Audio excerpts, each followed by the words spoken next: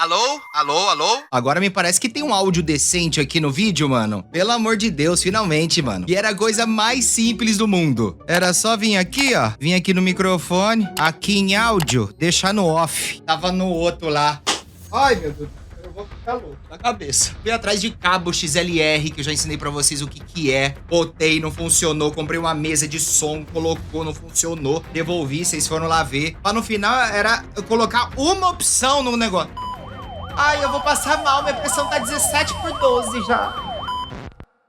E aí, família, tudo bem? Eu esqueci de falar oi pra vocês. Ó, e não é só o áudio que tá bom não, mano. Agora a câmera também, tá? Não tô mais gravando de celular. Agora sim, ó. Câmera de cinema pra vocês verem. Vídeo na física. Pequenininha aqui, né? Um fundo branco. E aí a gente vai seguindo, né? E o que eu ia falar pra vocês? A vida é cheia de segredos, né? Eu ia falar isso. Eu liguei a câmera pra falar isso. Tem muita coisa do cotidiano que você não sabe pra que serve. Na hora que você descobre, você fala, uau, nossa, por que eu vivi tanto tempo sem saber disso, mano? Peraí, tô pensando num exemplo aqui, cara. Ai, não consigo pensar em nenhuma referência. Já sei. Vamos assistir Segredos Incríveis Escondidos em Coisas do Cotidiano, do Fala Sério? Bora. Não existe nada mais legal do que segredos que se escondem em plena vista. Ah, existem sim. Essa pessoa que tá assistindo aqui, ó, é muito mais legal do que isso.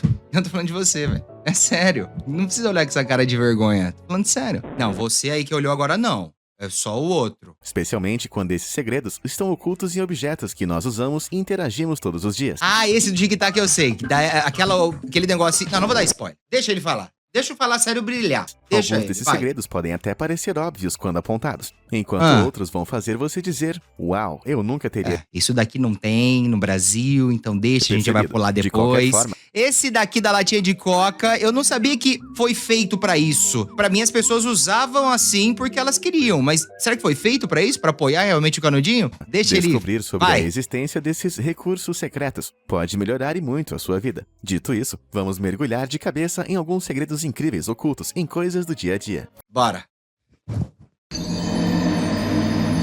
Pilhas saltitantes. Sabe aquela sensação frustrante de abrir uma gaveta cheia de pilhas e não saber se estão funcionando ou não? A maioria das pessoas já passou por isso e sabem bem o quão tedioso e demorado pode ser testar cada uma das pilhas individualmente em algum eletrodoméstico. Com um pouco de sorte, existe um jeito de testar o nível de energia das suas pilhas de forma instantânea. E é tão simples que você vai se perguntar como conseguiu viver até aqui sem descobrir isso. Tudo que você precisa fazer é soltar a pilha de uma pequena altura em posição vertical. Se a pilha estiver carregada ou quase cheia, ela não vai quicar muito. Agora, se ela já estiver no fim ou vazia, a pilha vai dar um salto consideravelmente alto. Mas porque ela vai estar sem o líquido dela, porque a energia da pilha é, na verdade, um líquidozinho dela ali, né? Falando, mas nem sei, acho que é isso. Porque esses dias atrás tava chupando o líquido da pilha, e aí eu vi que uma hora ou outra ela acaba. Brincando, não vai chupar o líquido da pilha, mano. Vai ter que falar, né? E aí, se ela tá vazia, ela pula mais. Se ela tá cheia, menos. Interessante isso, hein, mano? Eu queria ter uma pilha aqui agora pra fazer esse teste. Se vocês tiverem uma pilha, testa aí, mano. Só pra entender. Mas aí que tá, né? Tem que pular quanto pra saber que tá tão vazia? Ou tem que pular pouco quanto pra saber que tá bem cheia? Enfim, é só pra você medir, né? Qual pilha tem mais carga do que a outra. Pra isso funciona bem. Que isso acontece? Bom, quando uma pilha comum está vazia, a energia é liberada através de uma reação química entre os materiais que estão dentro dela. O processo... Não, já falei, fala sério. Não corta o meu mérito. A gente pode resumir todos esses compostos químicos aqui em líquido de pilha. Em outras palavras, quanto mais usada for uma pilha, maior vai ser a quantidade de óxido de zinco dentro dela, e consequentemente, mais ela vai quicar. Sendo assim, quando você for testar algumas pilhas, lembre-se que a pilha que menos quicar é a que você provavelmente deve usar. E é claro que eu preciso dizer a você para nunca fazer isso com pilhas que estejam danificadas, deformadas ou vazando. E muito menos deve jogar a bateria do seu carro. Não, mas aí é óbvio, né, que você não vai fazer isso, que você não precisa nem testar essa pilha pra ver que você tem que jogar ela fora. Não tem necessidade mais. Porém, para a maioria das pilhas comuns, essa dica com certeza vai ser uma mão na roda. Aliás, sabe o que também seria uma verdade... pensei que ele ia falar, aliás, sabe de onde surgiu a frase mão na roda? Porque eu também não sei, mano. O que seria isso, velho? Por que as coisas fáceis são mão na roda? Que a roda veio pra facilitar a locomoção das coisas, e aí uma mão na roda é muito mais fácil do que uma mão num cubo. A origem da expressão mão na roda está ligada à prática de usar as mãos para ajudar a girar as rodas de um veículo atolado, tornando-se uma metáfora para ajudar ou facilitar algo, é isso. Vamos rodar rapidinho uma vinheta do Nerdoliote aqui, só para vocês saberem que é um Nerdoliote isso. Agora vamos continuar aqui. Compartimento do passado. Compartimento Qualquer um que tenha do um par de jeans com um bolso desses já deve ter em algum momento se questionado para que ele serve. Afinal, quão útil um bolso tão pequeno pode ser? Embora hoje em dia seja usado para guardar moedas, chaves ou até mesmo alguns doces, o propósito original desse bolso misterioso é bem mais específico. Para descobrir a origem desse compartimento, precisaremos voltar muitos anos no passado, mais precisamente na época em que os primeiros jeans da Levi Strauss foram registrados. O que aconteceu... Levi Strauss é a marca Levi's que a gente tá acostumado hoje, ou a Levi's veio por causa dessa Levi Strauss? Eu não tô ligado. 1879.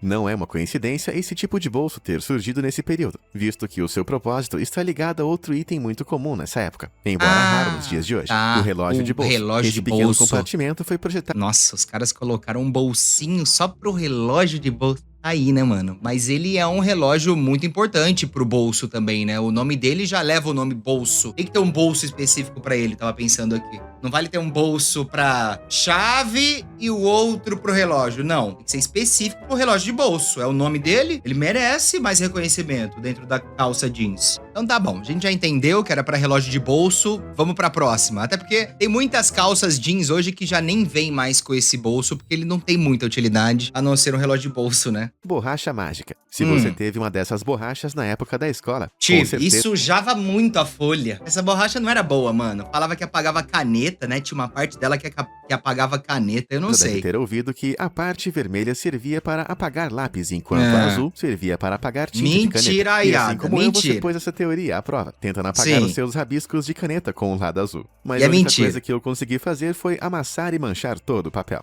Acontece que a razão para esse método não funcionar como deveria é que, na verdade, a borracha azul não foi projetada para apagar nenhum tipo de tinta. Na verdade, ela sequer foi projetada para ser usada em papéis comuns. O lado azul da borracha foi projetado para remover manchas ou marcas mais grossas de lápis em papéis mais robustos e de alta qualidade. A maioria possui essa textura áspera porque ajuda muito nisso. No entanto, com o tempo, o mito de que o lado azul seria capaz de apagar tinta de caneta, o que não é totalmente mentira se o papel... Não, na verdade, não é mentira porque a gente mais esfarelava a folha do que tudo, né, mano? E aí, obviamente, ia sair a caneta. Saía qualquer coisa que tivesse ali, na verdade. E o papel ficava fininho, de tanto que a gente passava esse lado aí da borracha pra sair alguma coisa. E eu sinto que eu já tinha visto isso, mano, com certeza. Em todos esses anos de canal, eu já devo ter visto alguma coisa relacionada a essa borracha e eu não lembrava, mano. Impressionante a mente, como é que ela esquece. A minha, né? Então, gravem.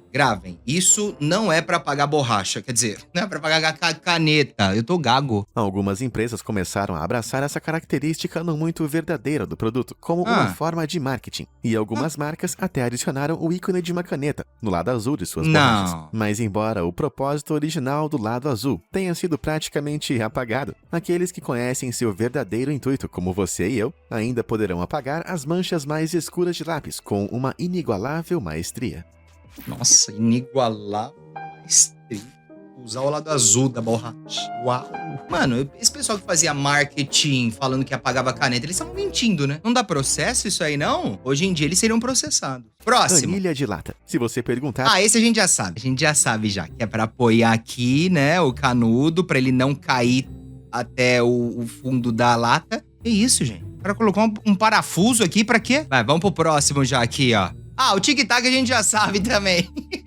Eu falei que eu não ia dar spoiler, ia deixar ele falar, mas não vou deixar ele falar, não. É basicamente isso daqui, mano. Essa partezinha aqui da tampa do tic-tac, ele separa um tic-tac pra você pegar, sendo que... Quem é que pega um tic-tac só pra colocar na boca, mano? É no mínimo 2 que você bota aqui, ó. E se cair 3, você até deixa, você não devolve. Você fala, vai os 3 mesmo, mano. Que é tão pequenininho, né? Quem que se contenta com um tic-tac? Os entalhes nas bordas. Em algum determinado ponto, de algum momento tedioso, você deve ter se encontrado revirando algumas moedas e se perguntando verdade. porque algumas delas possuem esses entalhes ao redor das É bordas. verdade, tipo uma engrenagem, né? Por estar tão acostumado, deve ter chegado à conclusão de que é apenas um detalhe estético e que Eu não tem pensei. nenhuma importância. Mas na verdade existe uma razão curiosa por trás desses entalhes. Qual? Antes dessa prática se tornar comum, um dos maiores problemas enfrentados pelos governos do passado eram as pessoas que raspavam as bordas das moedas e coletavam o seu metal precioso. Ai, eu vi isso já, e é por isso que aumenta a inflação, porque tem todo esse lance, viu, mano? Existe uma explicação sobre a inflação, que as pessoas iam pegando os ouros, iam raspando as laterais deles e iam fazendo outras moedas também que imitavam o ouro do mesmo tamanho, do mesmo jeitinho, só que usando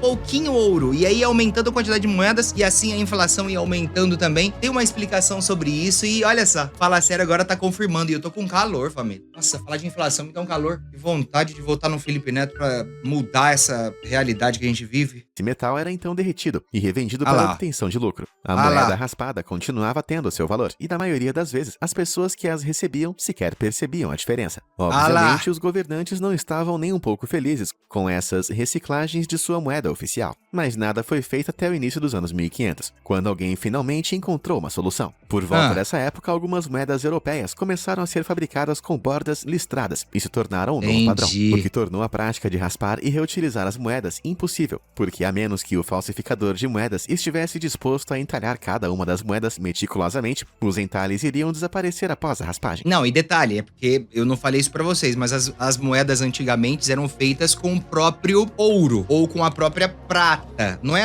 igual hoje que é simplesmente uma lata, enfim, um ferro que se transforma em uma moeda. Não, antes a moeda era de ouro, então era como se tivesse, né, um pedacinho de ouro. E aí o pessoal dava uma raspadinha, limpinha, bem morrudo. Brincadeira. Raspadinha e criava uma nova, tá ligado? Isso desvalorizava o dinheiro. E quanto mais dinheiro sendo produzido, menos ele vai valer. Mas nem todas as moedas modernas possuem esses detalhes. Você deve ter notado que as moedas de 5, 3 e 1 centavo possuem bordas mais suaves. Isso acontece graças à sua matéria-prima de baixo custo, fazendo com que entalhes sejam desnecessários e torna a técnica de raspagem inviável. Como se aquele monte de moedas em minha carteira não fossem inúteis o suficiente.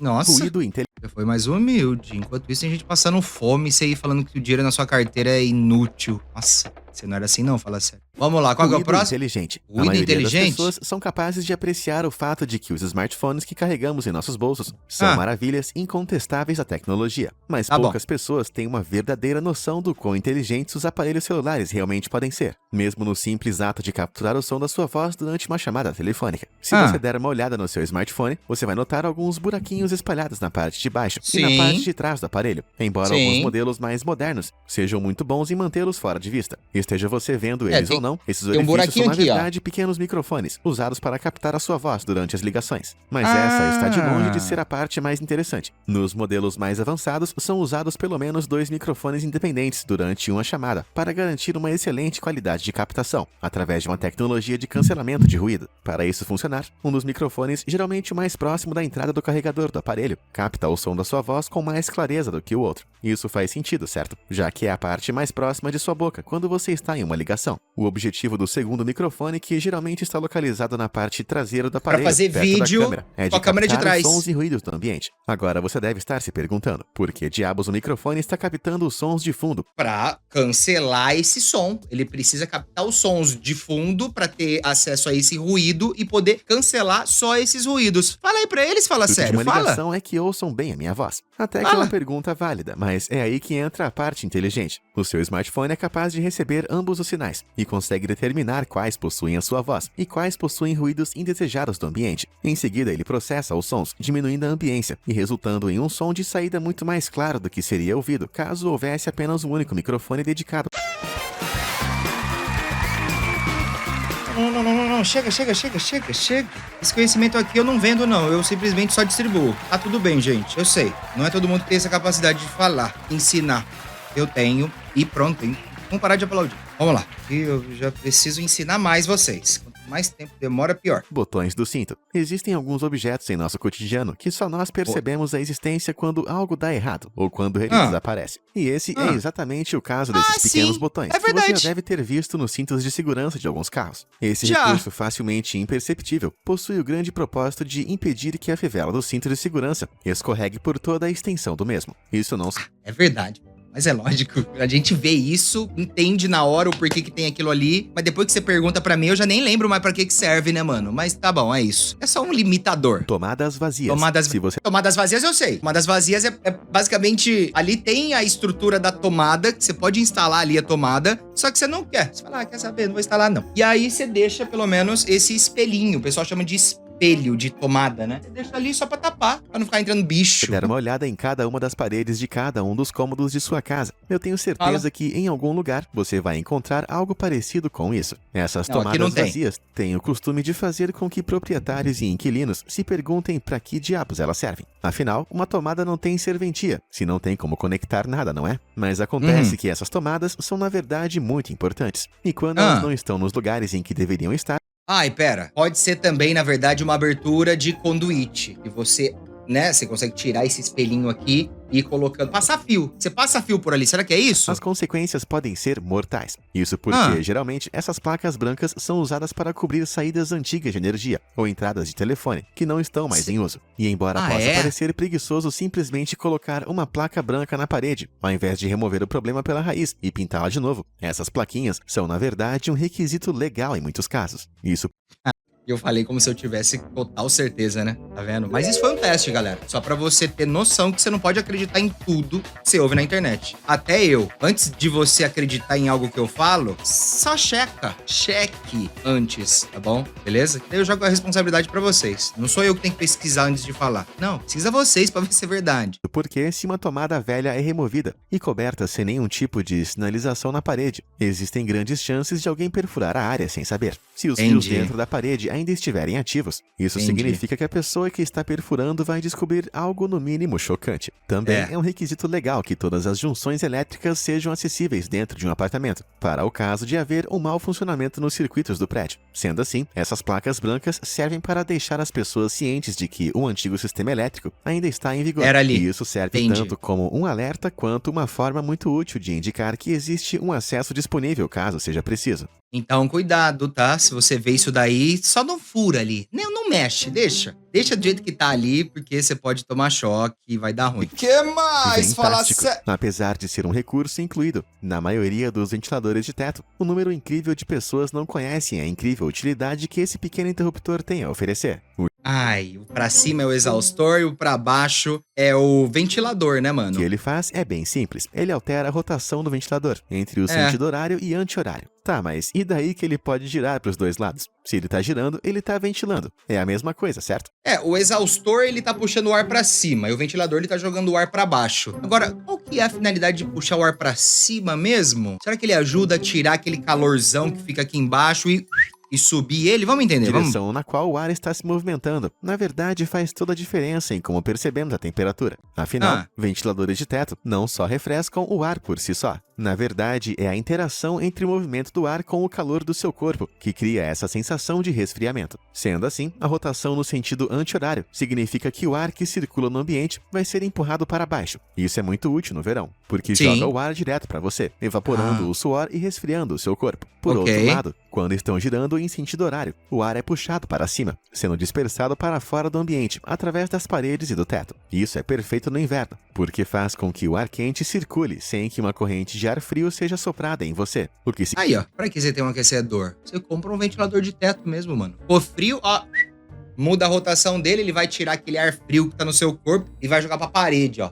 Vai ficar com aquela parede gelada. Só tem que tomar um cuidado que... Se você trocar a direção que a pá do ventilador gira, você pode impregnar sua casa com aquele pozinho preto, mano. Que acumula ali nas pás um monte de poeira, fica tipo uma palha de aço assim, sabe, mano? Ali em cima. E aí você muda a direção, ela cai tudo. Então... você tem que limpar antes de trocar a direção. Significa que o calor do seu corpo vai permanecer intacto. Portanto, seja lá qual for o sentido que você escolher entre horário e anti-horário, é importante ter em mente que ventiladores de teto refrescam pessoas e não ambientes.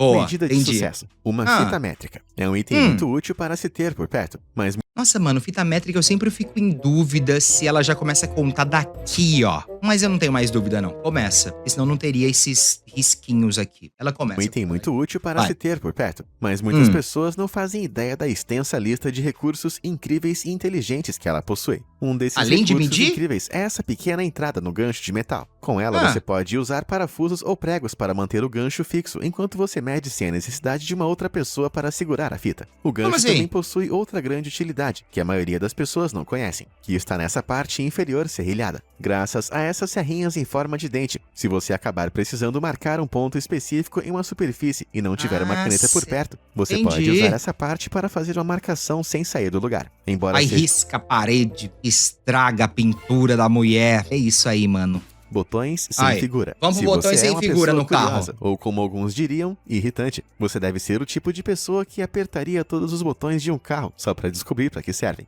Ao fazer isso, Calma aí, eu já sei pra que serve isso daqui. Provavelmente o seu modelo de carro, ele não é tão completo quanto os outros dessa marca que tem esses outros botões funcionando. Então no seu modelo de entrada, talvez, só tem esses dois e nos outros tops de linha tem essas outras funções aqui. Eu acho que é isso. você deve ter se deparado com botões sem figura como esses, que não importa o quanto você os aperte, eles Não se vai recusam adiantar. a fazer qualquer coisa. Bom, isso não é por acaso. Esses botões existem para que possam ser incluídos novos recursos em seu veículo, como interruptores para ativar o aquecedor de assento ou ar-condicionado. Os modelos mais recentes são projetados de fábrica com todas as funções que você pode precisar. Mas se o cliente optar por remover algumas dessas funções, os botões sem figuras entram em ação. Esse é basicamente o equivalente no mundo dos carros a você ir em um restaurante e quando o seu pedido chega, eles trazem um prato extra vazio, como se dissessem, bom, poderia ter um bife aqui se você não fosse tão pobre. Embora os botões sem figura possam ser um lembrete doloroso de um recurso perdido que você poderia ter, eles ainda são melhores do que os botões com a figura que não funcionam como deveriam. Bom, a não ser que os botões tenham as figuras de um assento ejetor e também de um lançador de bananas traseiro, no melhor estilo Mario Kart, como esses Ei, aqui. fala Essas sério. funções seriam muito mais legais do que um aquecedor de banco. Pois é, você é um brincalhão mesmo, hein, mano? Ó, tava pensando nisso, né, mano? Pô, se eu tivesse um carro que tivesse um monte de botão sem nada, eu ia ficar chateado. E aí eu ia nem querer comprar esse carro, modelo de entrada aqui. Aí, se eu não tivesse dinheiro pra comprar o carro top de linha, eu não ia comprar nada. Ah, quer saber? Eu vou comprar um carro de outra marca que tenha todos os botõezinhos ali pra eu não ficar com essa sensação de que eu tô perdendo recurso, tá ligado? Eu não sei se funciona muito esse negócio. Eles economizam muito, né, na fábrica. Que eles usam uma forma só pra fazer todos os modelos de carros, mas eu acho que fica chato, né? Falta coisa pra você. Enfim, eu prefiro que eles criem vários carros com todos os botões incluídos, mesmo que sejam poucos, que deixar esse monte de botãozinho aí sem uso, ok? Fala sério, obrigado por todo o conhecimento. E família, obrigado pela companhia de vocês, tá? Ó, um beijinho. Agora, mano, o setup tá completo. Eu tô com uma câmera boa, eu estou com um microfone decente, bom também. E agora, mano, vida que segue. Vou continuar gravando os vídeos aqui pra vocês, igual vocês estão acostumados. Vou gravar alguns vídeos fora do estúdio também, igual de ontem. E é isso. Vamos ver o que vai dar essa minha temporada aqui em Los Angeles. Um beijo, até o próximo vídeo e... Inscreva-se agora!